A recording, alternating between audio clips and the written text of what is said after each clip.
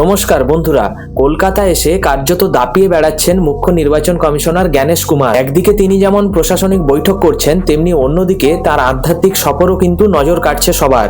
গতকাল কালীঘাটের পরে আজ সকালে কিন্তু তিনি পৌঁছলেন বেলুড় মঠে। সেখানে মহারাজদের সাথে কথা বলা এবং তার বডি ল্যাঙ্গুয়েজ বুঝিয়ে দিচ্ছে যে তিনি কতটা পরিমাণে আত্মবিশ্বাসী। কিন্তু এই সফরের মধ্যেই দানা বেঁধেছে রাজনৈতিক বিতর্ক। বেলুড় মঠ থেকে বেরিয়ে কমিশনার যখন দক্ষিণেশ্বরের কালী মন্দিরে যান, তখন তাকে ঘিরে ক্ষোভ বিক্ষোভ দেখানো হয়। হাতে গোনা কয়েকজন কালো পতাকা নিয়ে গো ব্যাক স্লোগানও দিতে থাকে। কিন্তু প্রশ্ন হচ্ছে, যেখানে 1.5 কোটি ভোটারের বাদ পড়বার কথা বলা হচ্ছে, সেখানে বিক্ষোভকারীদের সংখ্যা এতটা কম কেন?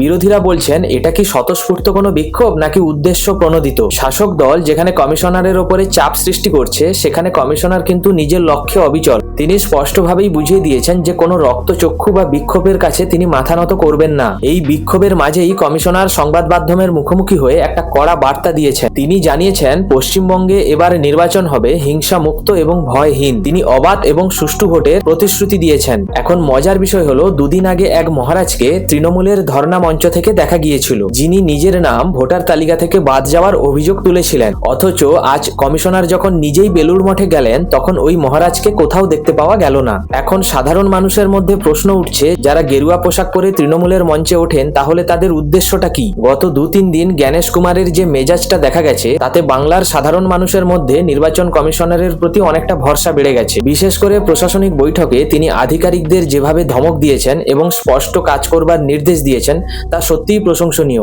তিনি কি পারবেন বাংলার ভোটকে সত্যিই হিংসামুক্ত করতে? বিক্ষোভ ও রাজনৈতিক চাপের মুখে দাঁড়িয়ে তিনি যেভাবে নিজের কাজ করেছেন সুষ্ঠুভাবে, তাতে রাজ্যের মানুষ আপাতত সন্তুষ্ট।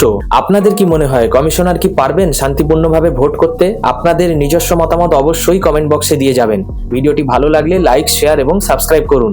পরের ভিডিওতে আবার দেখা হবে। ধন্যবাদ।